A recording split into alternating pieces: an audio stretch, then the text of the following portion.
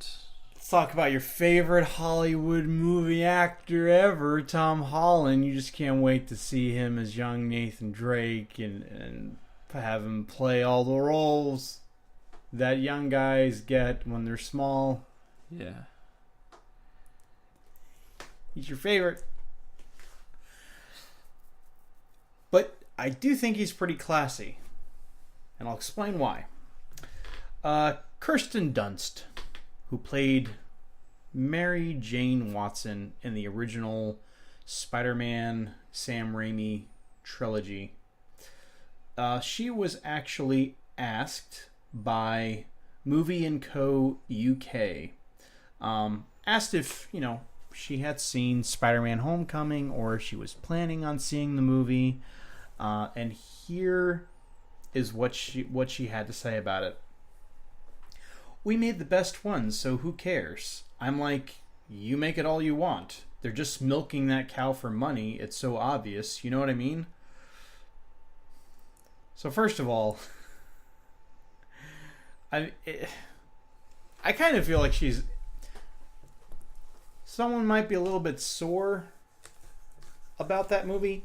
I don't know if you know this, but both her and Tobey Maguire had signed up to do, I think, it was something like 6 or 7 movies with Sony. Honey sweet baby. No one wanted that. Well, 4 would have actually been The Vulture. Well, still doesn't matter. And I want to say the whole reason that 4 never happened was Sam Raimi wanted to do the films one way and Sony wanted them done another way. So instead of just dropping Sam Raimi, what do? They reboot it. Which was, I still think the Amazing Spider-Man Andrew Garfield version is the most unnecessary version of Spider-Man that's ever existed. I will say this, I think he played a better Spider-Man. He did. His Peter Parker, he was way too attractive and way too I guess quirky. No, he wasn't. I mean, like, there were some times where like it was awkward, but it was like, why is someone who looks like you so nervous? Like, you're an attractive dude. And it's like, dude, okay, skateboarders, they're not nerds. I beg to differ. Like, I'm talking about picked on nerds. Okay. Like the type that gets wedgies. What? I used to skateboard. I'm saying that they're not that type of person. No, I know. So, anyway. It's just... that was completely unnecessary. But... And then I understand, she probably, is sore about that. I think even Tobey Maguire doesn't like talking about those movies anymore because it was probably a big source of disappointment for them. They thought, hey, we're gonna have this long film career of making Spider-Man movies, and they probably really enjoyed making them. But at the same time, that's a really I guess all of her animosity was directed towards the studio, not necessarily towards Tom Holland or anyone else involved, any of the other actors involved, and she's just sore about it. And Sony, I will probably agree. She would probably agree with me when I say Sony doesn't know what the heck they need to do with Spider-Man to make it a good film franchise again. I think the only way they pulled it off with Homecoming was because Marvel helped them a lot. Could have been even better if Sony wasn't involved at all. So Tom Holland apparently got asked about these comments that Kirsten Dunst made, and here was his response. I read it and I saw it, and she's entitled to her own opinion, and I'm not one to judge at all. I definitely am not doing this movie for the money. It's a job that I think anyone would do regardless of what you were getting paid. All I know is that I've had the greatest time on this movie and I've absolutely loved it. And if she doesn't want to go and see it, I don't really care. But I don't dislike her in any way for what she said, and she's entitled to her own opinion. So it's all cool. So, and I think he's in his mid-20s. He might be like 21, 22, or 20 or something. He's in his really early 20s.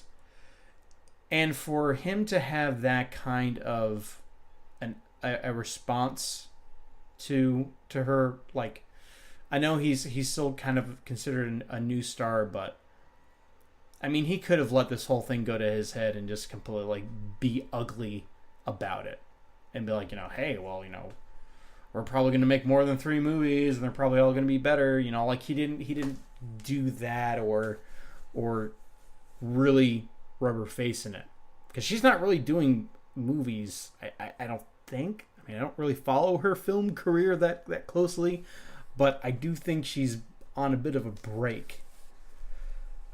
But it must be hard. At the same time, I do feel sorry for anyone who was in the original Spider-Man movies, because I'm sure every single time a new one's going to be released, they're going to be asked about it. And that must be tough when you put that much work into a project and they just move on to someone else because business. To be fair, that's happened to so many other franchises. Well, sure. Yeah. And I guess for a long time, that was the first Spider-Man movie was that was Spider-Man. Yeah.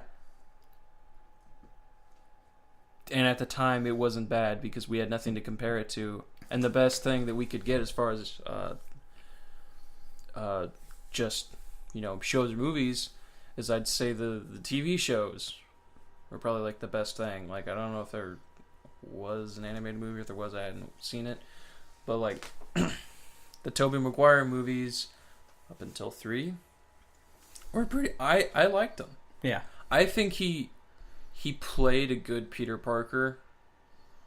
I think the way he played Spider-Man was a little iffy, but I think the suit definitely looked really good in that one. And there were definitely parts in the franchise that I was that was such a cool thing, I don't even care. Yeah. I love I think my favorite scene, the best fight scene in the whole trilogy, is when he gets his powers back in Spider-Man 2 and fights Doc Ock on the clock tower, which then moves onto the subway. Probably the best scene in any of the Spider-Man movies. Oh, yeah. As far as fight scenes go, and just, I love the part where at one point Doc Ock throws a twisted piece of metal. I think it's the minute hand or hour hand off the clock, throws it at him. While he's falling, he webs up, grabs the piece, the minute hand with another web, and as it's slingshotting him back up, he uses the momentum to throw it. It's just how do you think of that? And that's why, slightly off topic, I'm really looking forward to Marvel's Spider-Man the game, because in that demo, you had moments like that in the game, and I hope there's a lot more like that in the game. But I think all the movie franchises have they're gonna have their criticisms, yeah, and they all have faults, yeah, but they all have good things about them. It's the past franchises, everyone makes fun of the third one for a bunch of different reasons. There's still things in that movie to like. The end fight scene with Spider-Man and I completely forgot his name. Venom? No. Osborn. Oh, Harry. Harry. Yeah, I was thinking Gary, Jerry.